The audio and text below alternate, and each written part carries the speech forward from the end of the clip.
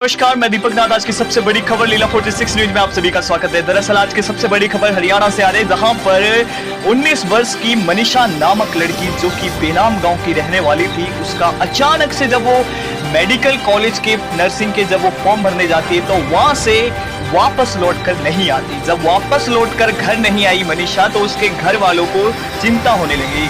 दरअसल सामान्य बात है, अगर किसी का बच्चा घर नहीं आता तो उसका पूरा परिवार चिंता में डूब जाता। दरअसल मनीषा के परिवार के साथ भी ऐसा ही। जब मनीषा घर पर नहीं आई तो परिवार ने चिंता व्यक्त करी, पुलिस कंप्लेंट करी। जब पुलिस कंप्लेंट करी तो पुलिसों के ढूंढने के बाद भी, जब प्रशासन के ढूंढने के बाद भी मनीषा कहीं नहीं मिली। मनीषा का अता पता ही नहीं चला गई।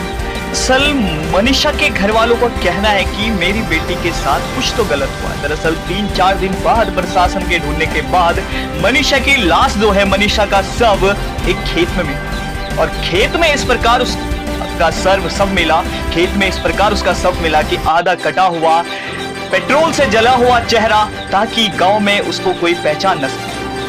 ऐसी हालत, अब उस समय उसके माँ बाप की क्या हालत हुई होगी, उसके माता पिता की उस समय क्या सिचुएशन रही होगी। जैसे ही वो सब उन्हें प्राप्त हुआ तो उन्होंने बोला कि ये सामान्य केस नहीं हो सकता, ये तो सिर्फ मनीषा का किसी ने रेप किया है और रेप करने के बाद उसको खेत में फेंक दिया गया। दरअसल बात भी यही हुई। हरियाणा के कई अस्पतालों में उसका पोस्टमार्टम हुआ। दरअसल मनीषा एक साधारण सी लड़की थी, जो कि आम लड़कियों के मुताबिक साधारण सी थी, और ये एक स्कूल में शिक्षिका भी थी, बच्चों को पढ़ाती थी।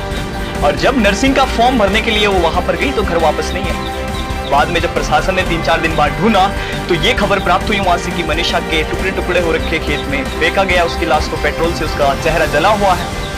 आखिर इसके पीछे फिर उस हरियाणा प्रशासन लगा, और हरियाणा प्रशासन लगने के बाद उसे हॉस्पिटल में उसको पोस्टमार्टम के लिए ले जाया गया। अब दरअसल मनीषा के घर वालों और हरियाणा के ग्राम पंचायत का और हरियाणा के लोगों का कहना है कि मनीषा का एक बार और पोस्टमार्टम होना चाहिए। दरअसल मनीषा का 3 बार पोस्टमार्टम होने जा रहा है दोस्तों। दिल्ली के एम्स में अब मनीषा का पोस्टमार्टम करवाने की रिक्वेस्ट कर रखी है उसके घर वालों। दरअसल जब यक्षा का हरियाणा में 2 बार पोस्टमार्टम होने के बाद रिपोर्ट आती है, और रिपोर्ट में यह लिखा जाता है कि मनीषा का रेप नहीं हुआ था, और रिपोर्ट ये क्लियर सबूत दे रही है कि मनीषा का रेप नहीं हुआ था। हरियाणा की रिपोर्ट कह रही है, और हरियाणा के लोगों का और ग्राम पंचायत और मनीषा के घर वालों का कहना है कि मनीषा का पोस्टमार्टम दिल्ली के एम्स में होना चाहिए।